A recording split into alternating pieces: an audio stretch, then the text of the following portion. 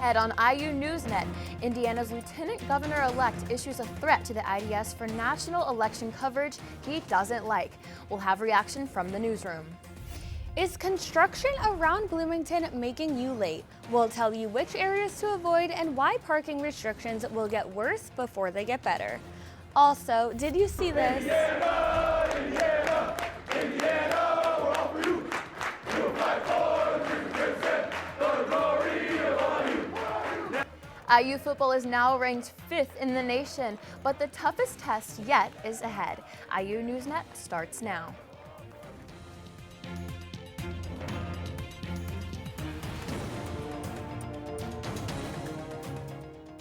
Welcome to IU NewsNet. I'm Shelby Brown. And I'm Emma Gladstone. Indiana's new lieutenant governor-elect is in a dispute with the student newspaper over recent national election coverage. Micah Beckwith threatened the Indiana Daily Student and IU in an X post Tuesday, calling a front page on Trump elitist, leftist propaganda and warning it, quote, needs to stop or we will be happy to stop it for them. Beckwith, a self-described Christian nationalist, has called for state oversight of public universities, claiming conservative views are silenced, and in his words, indoctrination reigns supreme. The IDS operates out of an IU-owned building and pays a tax to the university, but it is not directly funded by IU.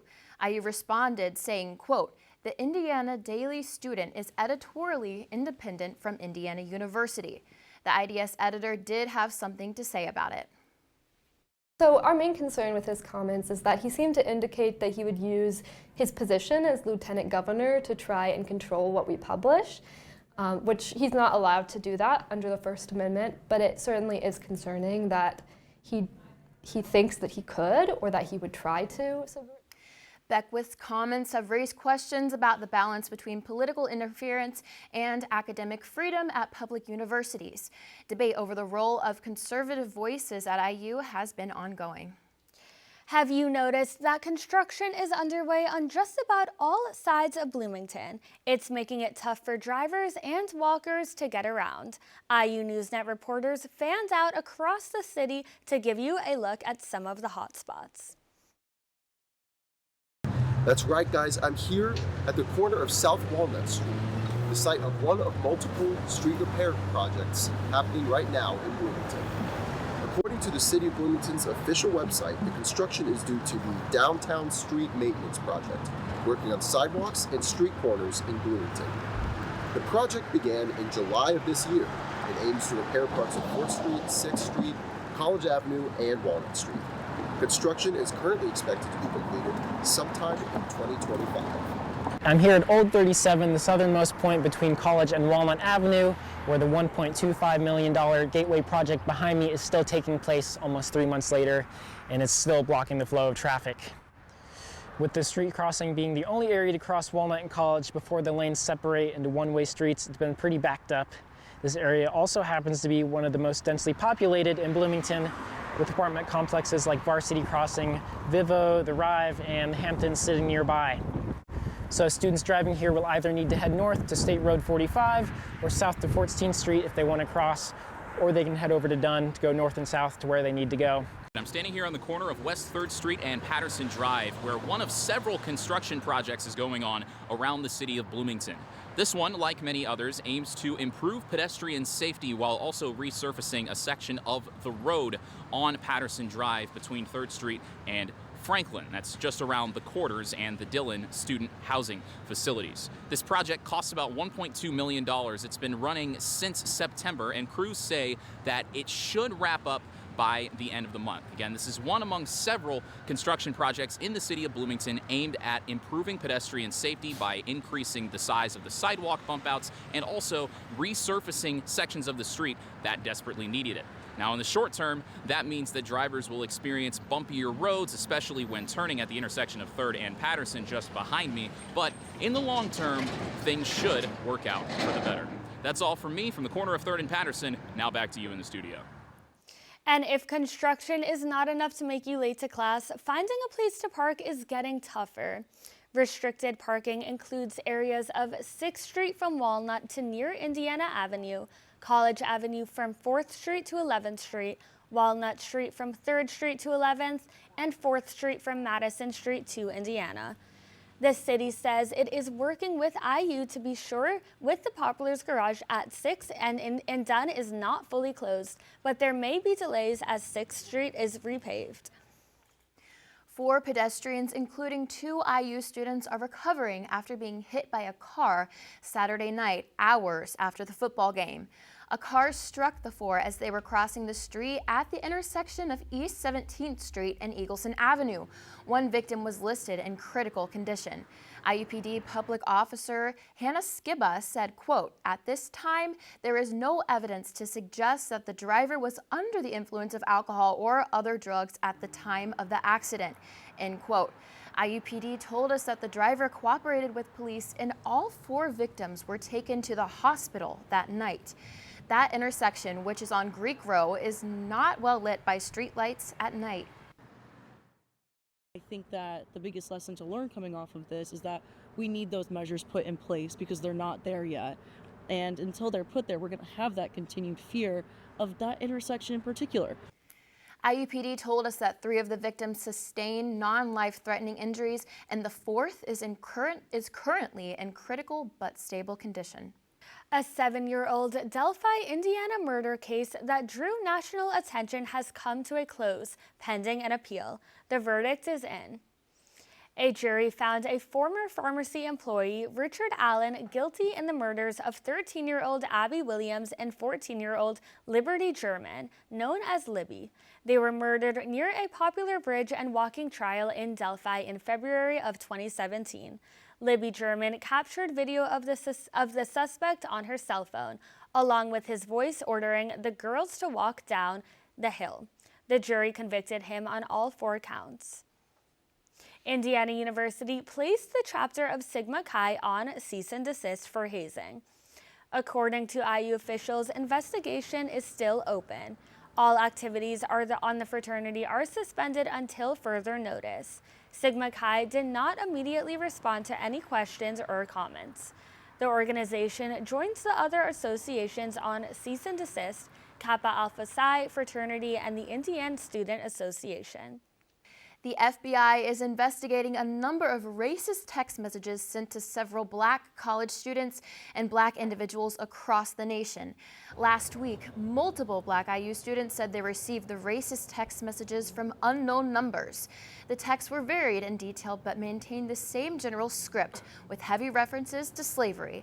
Many who received these texts are speculating that on the heels of the 2024 election, the timing of these messages isn't a coincidence. As of right now, the senders have not been caught.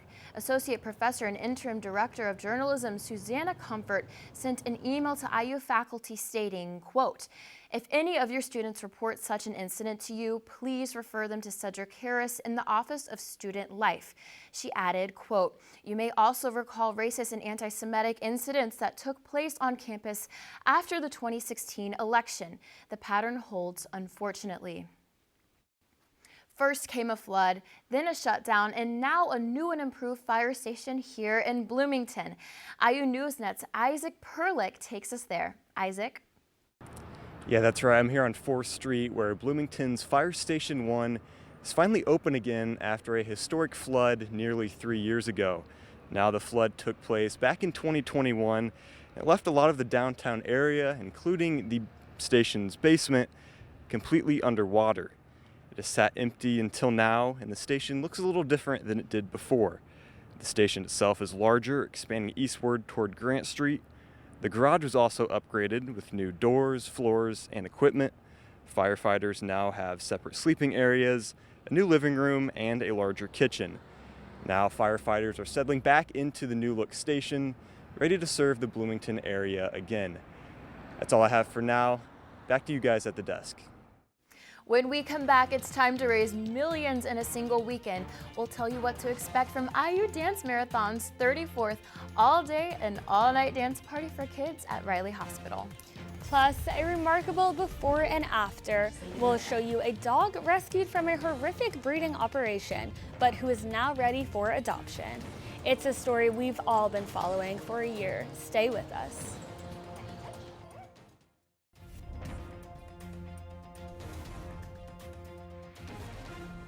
One of the most successful college-based fundraisers in the country gets underway this weekend here at IU. And it benefits critically ill children at Riley Hospital for Children.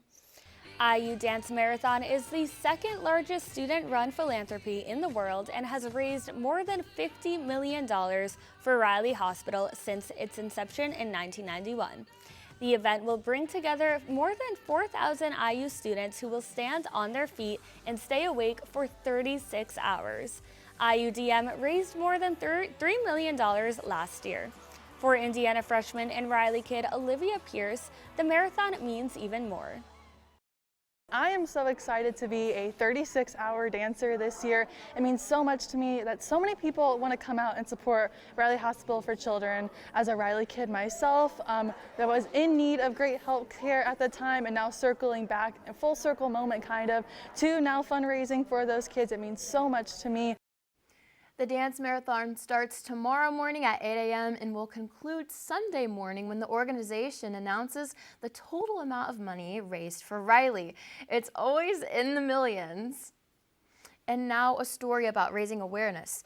There are 3 words to describe the foster program at the Bloomington Animal Shelter: temporary, voluntary, but life-saving.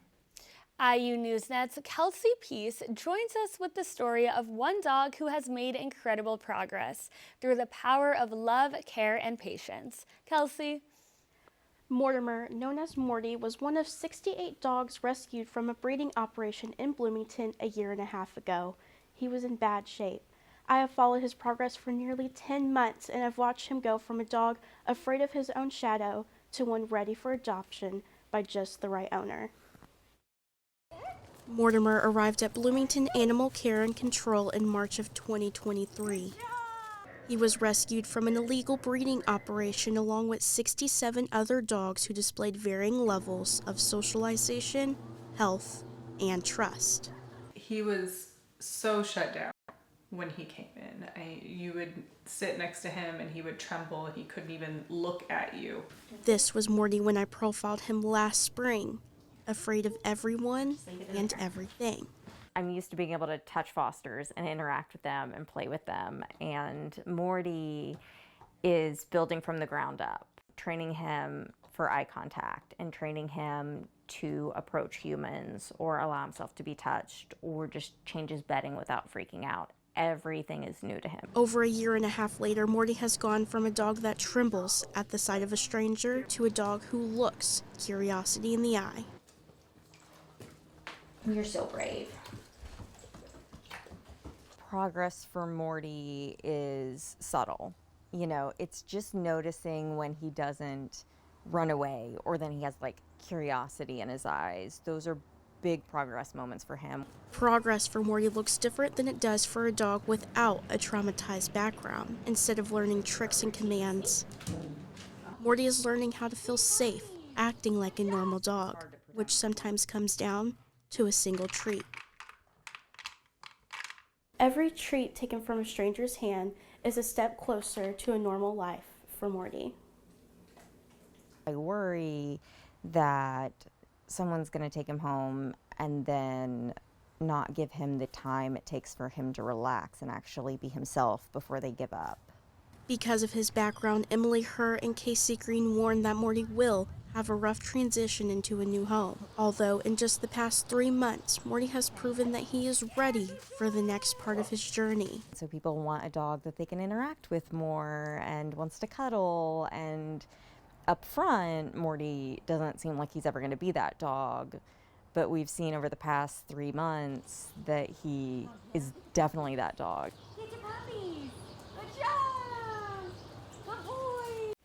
Morty will require a very patient and loving owner who lives in a low-stress household. But I've watched this progress. Earlier this year, he was cowering behind a corner. Now he's fiercely taking treats out of my hand. You can visit the Bloomington Animal Care and Control website for more information on adoption. Now back to you. Is the SRC always packed when you try to go get some exercise? Well, you're in luck. A new rec center is coming to the IU Bloomington campus.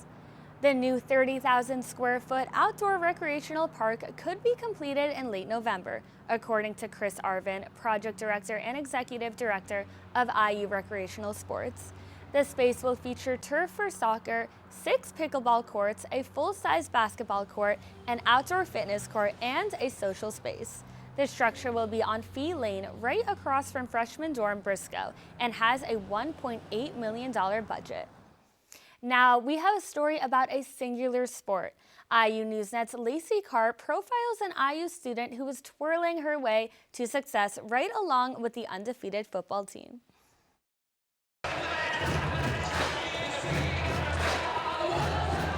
IU's featured twirler, junior Sydney Butts, is living the dream, a dream that defies words. This year, it's been just indescribable. She twirls before every home game, and this season, I can't even, the fans, the parents, the sold-out Memorial Stadium. I've never performed in a sold-out Memorial Stadium before until a couple games ago. Butts can't remember her life before twirling. She started twirling shortly after she learned to walk, and by the age of 7 was already competing nationally. I've always wanted to twirl for a Big Ten collegiate marching band. And so to be able to bring this back to Indiana was so incredibly special. And bring it back she did. IU was without a twirler for nearly 30 years. Butts will never forget her audition, a process that usually takes months. Mine was very abnormal because I was restarting this program. So mine was about a total of 3 days. 1 day meeting with the director, and then 2 days later I got the call that I got the position. And keeping it means practice. Practice. And more practice. I've always wanted to do this. And she's making memories to last a lifetime, one twirl at a time. For IU NewsNet, I'm Lacey Carr.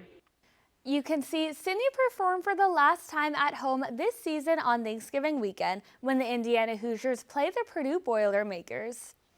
When we come back, IU football has a lot to celebrate with its 5th place national ranking, but the biggest test, Ohio State, is still to come. You'll hear from Coach Sig. Plus, IU women's basketball Sydney Parrish is a leader of name, image, and likeness deals on IU's campus.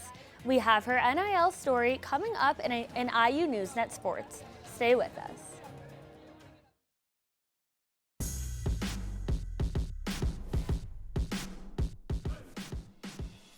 Welcome back. Big upsets, big expectations, and even bigger storylines for all of Indiana's premier teams this week. Football, men's basketball, women's basketball. Where do we start? How about with IU NewsNet sports anchor Talia Goodman? Talia? Thanks, guys. 10-0. It's still sinking in around campus. IU's victory over rival Michigan wasn't always pretty, but it did the job. IU NewsNet's Joe Cronin has the details. Joe? Yeah, I'm here at Memorial Stadium. Indiana football adding another chapter to a very historic season. It's been quite a year for the Hoosiers, a 20-15 win over the Michigan Wolverines. They're 10-0, the first 10-win season in program history. That got going. It was the lowest scoring game for the Hoosiers all season long. They only had 2 touchdowns on the day, both of which coming from the arm of Curtis Rourke. The first, a jump ball up to Omar Cooper. He's been so dangerous in the one-on-ones this season. And the second, a deep ball, man in the face of Rourke, just slings a great rainbow ball down the sideline to Elijah Surratt. Mr. Waffle House always open. Great catch. Second touchdown for the Hoosiers. On the defensive side, the Hoosiers had their backs against the wall sometimes, especially the fact that Michigan was in some good field position, knocking on the door to get some scores. However, the Hoosiers only allowed 1 touchdown from the Wolverines, came up with some big stops, feeding off of that sellout crowd, another sellout at Memorial Stadium. The fans were on their feet, waving their towels every third, even sometimes on 4th down when that needed to happen. And really the defensive play of the game, it was an Aiden Fisher forced fumble. Just listen to that crowd pop. The Hoosiers are one of the best stories, not just in college football, but in all of the sporting world. They're 10-0, they're 5th in the AP poll, and have a real shot of making the college football playoff for the first time in their program's history. That's going to wrap it up here from Memorial Stadium. We'll send it back to you guys. The Indiana Hoosiers came in at number 5 on this week's national AP poll. They have this weekend to prepare for their toughest test yet, Ohio State on November 23rd in Columbus.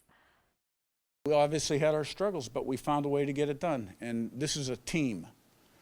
you know, this is a team, and everybody thinks everybody's goal is the same. And late last night, news broke in the Indianapolis Star that IU is mapping out plans and funding for significant renovations to Memorial Stadium, which is now 64 years old. More news to come on that development next week. IU men's basketball had high expectations heading into the 24-25 season. From transfer pickups to promised improvements, fans have been itching to see the new-look Hoosiers. And they had their first regular season glimpse at the team this Sunday. The Indiana men's basketball team started off their season this Sunday against Eastern Illinois. And despite some first-half jitters, they came out with a resounding 90-55 victory. Highly regarded transfer Umar Ballo finished with 17 points, 9 rebounds, and 3 blocks. Returners Mackenzie Mbako and Malik Renew showed off in their season debuts too. But against one of the easiest opponents they'll see all season, we saw more of the same from the three-point line, where the Hoosiers were just 6 of 18. Regardless, they'll start the season off 1-0 as they gear up to face South Carolina at home this Saturday. Indiana women's basketball suffered their first loss of the season, and it was a big one. They fell 72-68 in overtime to the Harvard Crimson at home.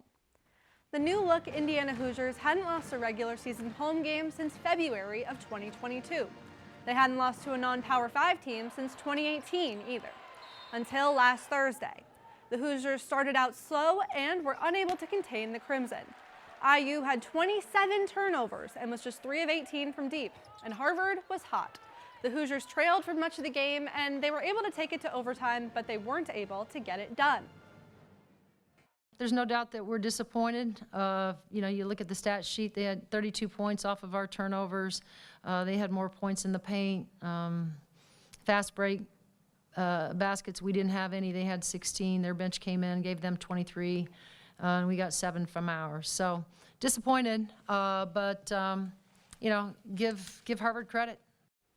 And that wasn't all. Not only did they suffer a loss to Harvard at home, but they traveled down the road to Butler last night and lost by 10 points. It's not looking great for the Hoosiers right now. But NIL has changed the landscape of college athletics. One of the athletes leading the charge at IU is women's basketball player Sydney Parrish. Our own Ryan Costello brings us her story.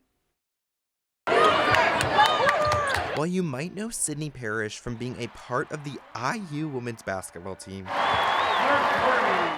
she's also become one of the faces of name, image, and likeness on campus. It has changed my life for the better, transferring to IU, from an NIL perspective. The Fishers native has had brand deals with huge companies like Ritz Crackers. Ritz Toasted Chips came out with 2 new flavors, honey barbecue and sweet habanero. And Adidas. But she says the companies here in Indiana have made the biggest difference in her NIL journey. I think that's really special, and I guess I didn't know that it was going to be such a big deal until I got here, because it was, you know, you think going from Oregon to Indiana, you would drop off in NIL.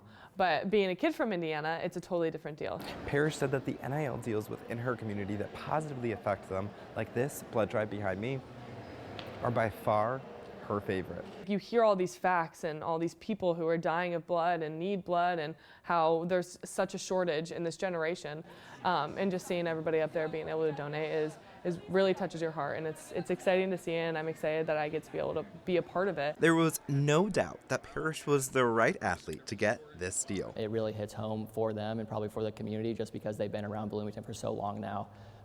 That it's a special opportunity like this for everybody involved. It's because of athletes like Parrish that the blood drive was able to draw over 130 people to donate. It's a great opportunity to really help amplify and spread the message with their followers, which are most likely students, alumni, and fans, to get the word out about the dire need for blood donations. For IU NewsNet, I'm Ryan Costello. And that's all for sports this week. Back to you guys at the desk. Thanks, Talia. One more thing before we go. There's something magical that happens when you get developmentally challenged children around horses. It's a connection that seems to calm them down. IU NewsNet's Claire Tips takes us inside the PALS therapy program here in Bloomington to show us how it helps. Trap. Trap. Trotting around every Thursday evening is Hudson Thorne, a 7-year-old who has struggled with a developmental disability. Since he was 4 years old, Hudson has been going to PALS to do therapy with the horses.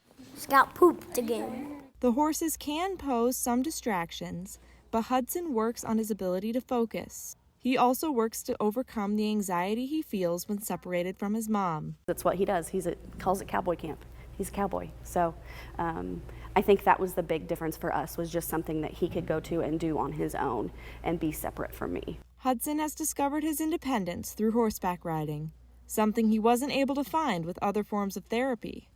And without cramping his style, Abby can be involved with PALS too, through volunteering and taking lessons herself. Therapy with the horses might seem daunting at first, but it is actually a very calming experience for the PALS clients.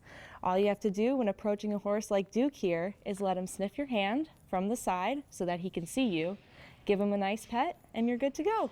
PALS services extend beyond the adaptive riding Hudson does every week. Events like Halloween with the Horses help to create community awareness for the programs offered at PALS. New programs have emerged to foster communication among veterans and even people living with dementia. We're getting amazing results because we hear things from care partners like, I had my mom back because, she used to ride horses and this triggered some great memories for her.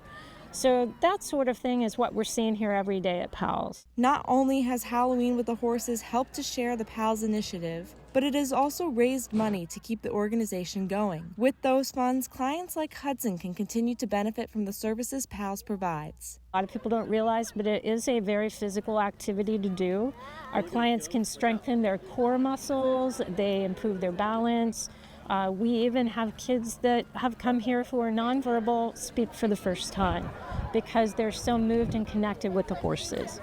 A connection that is so powerful it can calm Hudson in a matter of seconds. If he's upset, we just go out to the horses and it instantly makes things better.